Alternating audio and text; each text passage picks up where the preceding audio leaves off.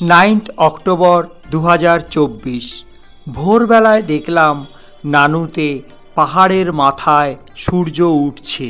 চা খেয়েই রওনা দিলাম মদমহেশ্বরের পথে।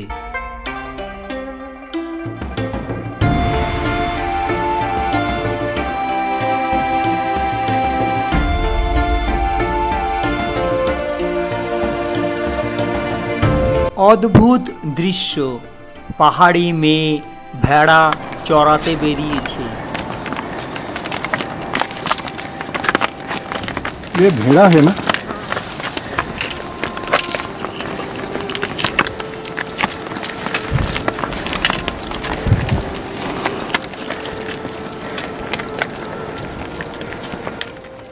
নানু থেকে 2.5 কিলোমিটার পথ অতিক্রম করে পৌঁছে গেলাম মৌখাম্বা। অতুলনীয় এক দৃশ্য।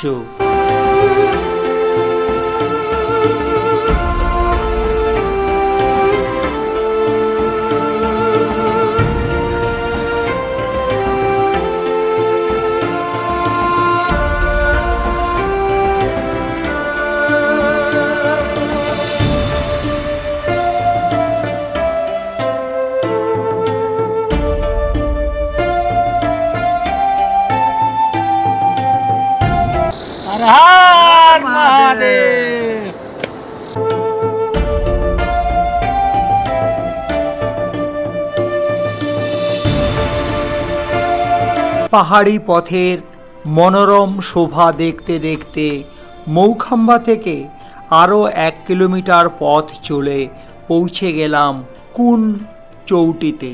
এখানেই সেরে নিলাম আজকের ব্রেকফাস্ট। ऐसा बनता है हमारे यहाँ चूल्हे में बनता है तंदूरी दादा, बहुत बोलो, फेमस कर दूँ तुम्हारा कोलकाता में।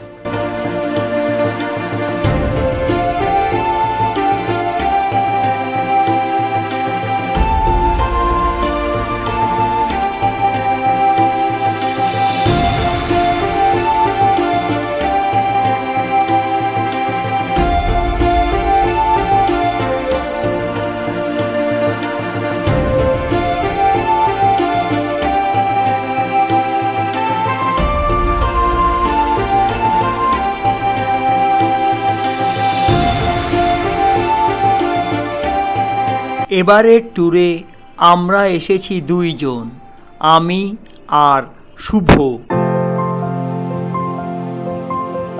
দেখতেও ভালো লাগে। বাবা মদমহেশ্বর মহাদেবের টানে এখানে এসেছেন কত বৃদ্ধ ভদ্র মহিলা।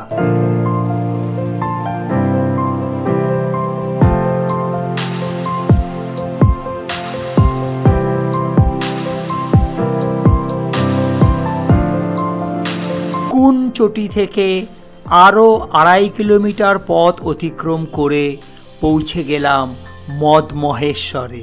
সবুজ গালিচায় ঢাকা একখণ্ড বুগিয়াল, তার মধ্যে গোটা বিশেক ছোট ছোট বাড়ির জটলা।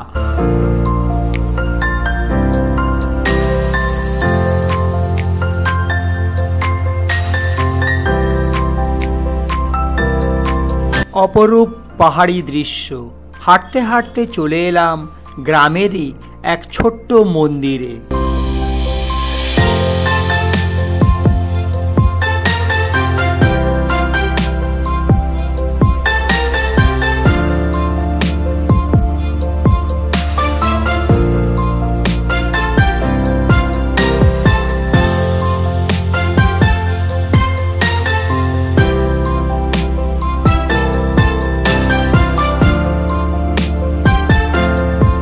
নিষ্কলুষ প্রকৃতির কোলে গ্রামের শেষ প্রান্তে পাথরে বাঁধানো চত্বরে মদমহেশ্বরের ছোট্ট মন্দির।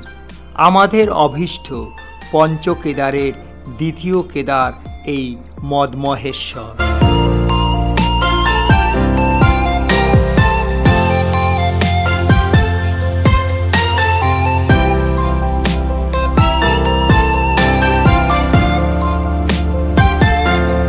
কথিত আছে পঞ্চপাণ্ডব এই মদমহেশ্বরের মন্দির তৈরি করিয়েছিলেন। কুরুক্ষেত্রের যুদ্ধের পর ভাতৃহত্যা ও ও স্বজন বধের পাপ থেকে মুক্ত হতে পাণ্ডবেরা শিব ঠাকুরের কাছে আসেন, কিন্তু শিব ঠাকুর তাদের সাক্ষাৎ করতে রাজি না হয়ে মহিষ রূপ ধরে পালিয়ে গেলেন। ভীমসেন মহিষরূপী শিব ঠাকুরকে ধরে ফেলেছিলেন এবং শিব ঠাকুর 5টি স্থানে পঞ্চ কেদার রূপে তখন অবস্থান করেন।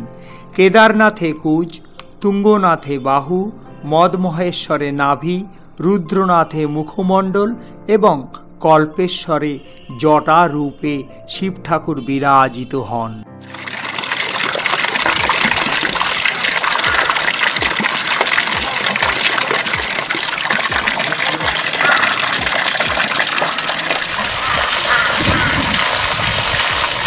গর্ভগৃহে প্রবেশের মুখে দুই ধারে গণেশ এবং কালভৈরব। মূল মন্দিরের পেছনে আরও 2টি মন্দির, একটি মা গৌরী, অন্যটি হরগৌরীর। বাবা মদমহেশ্বর দর্শন দিলেন। রূপোর আবরণে ঢাকা শিবলিঙ্গ, পিছনে রূপোর চালচিত্র, সম্মুখে সোনার মুখ, নানা রঙের ফুল দিয়ে সাজানো রাজবেশ। সন্ধ্যায় আরতি দর্শন করে ফিরে গেলাম হোটেলে। পরদিন ভোর 4টের সময় অন্ধকারের মধ্যে টর্চের আলোতেই রওনা দিলাম মদমহেশ্বর থেকে বুড়ো মদমহেশ্বরের পথে। পৌঁছে গেলাম বুড়ো মদমহেশ্বরে।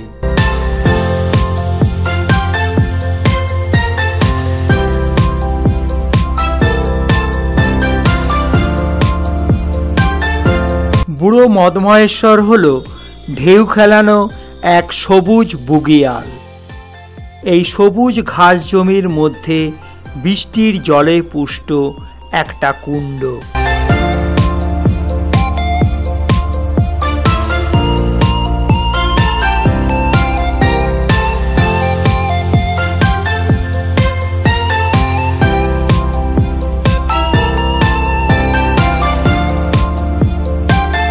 উত্তর পূর্ব দিক জুড়ে আছে চৌখাম্বা মান্দানি পর্বত, যেন হাত বাড়ালেই ছোঁয়া যাবে। এই বুড়ো মদমহেশ্বরে ভোরবেলাতে আমরা এসেছি 3 জনে, আমি, শুভ ও সৌমি।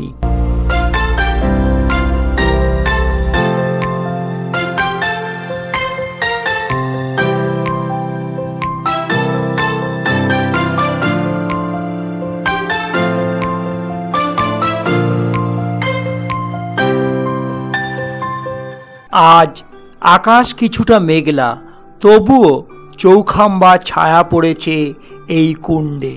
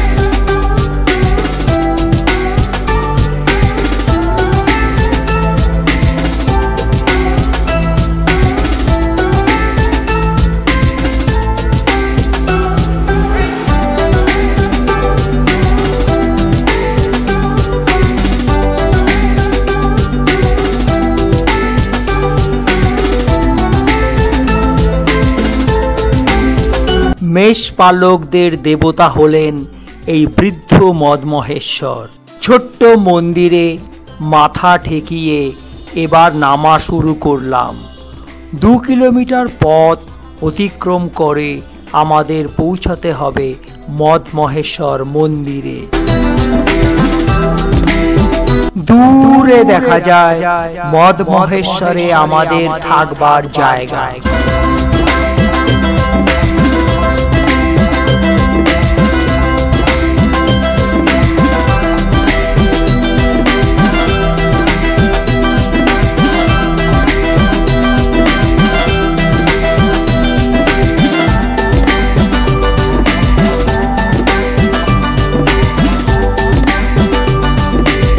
পথে দেখা যায় ভেড়া এবং মেষদের পাল। সকালের মিষ্টি রোদে পাহাড়ি পথ বেয়ে মদমহেশ্বরের পথে আমরা চলেছি।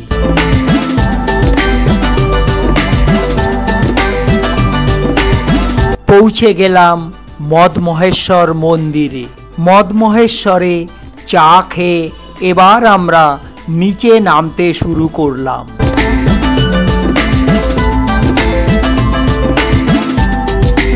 পথে যেতে যেতে দেখলাম গাছে কিছু বানর।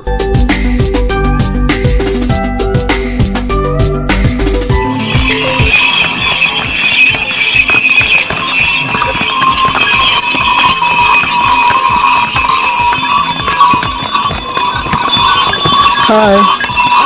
From which place you are?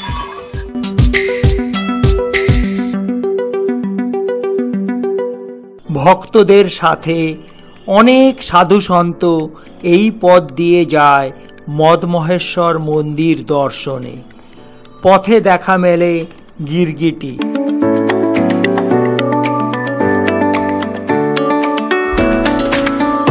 গুটি গুটি পায়ে পৌঁছে গেলাম খাত্রা খালে। রং বেরঙের রাজমা এখানে রোদ্দুরে শুকানো হচ্ছে। ফুলের উপত্যকা এই খাত্রা খালে চা খেয়ে আবার রওনা দিলাম।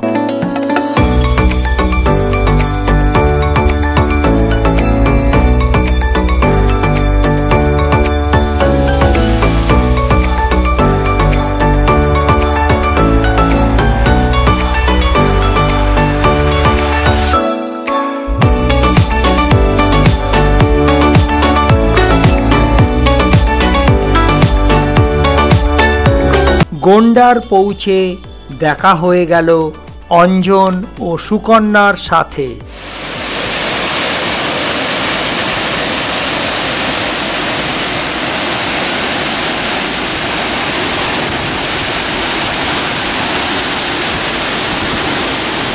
দূরে দেখা যায় রাশি গ্রাম। সাঙ্গ হলো আজকের 20.5 কিলোমিটার পথের মদমহেশ্বর ট্রেক।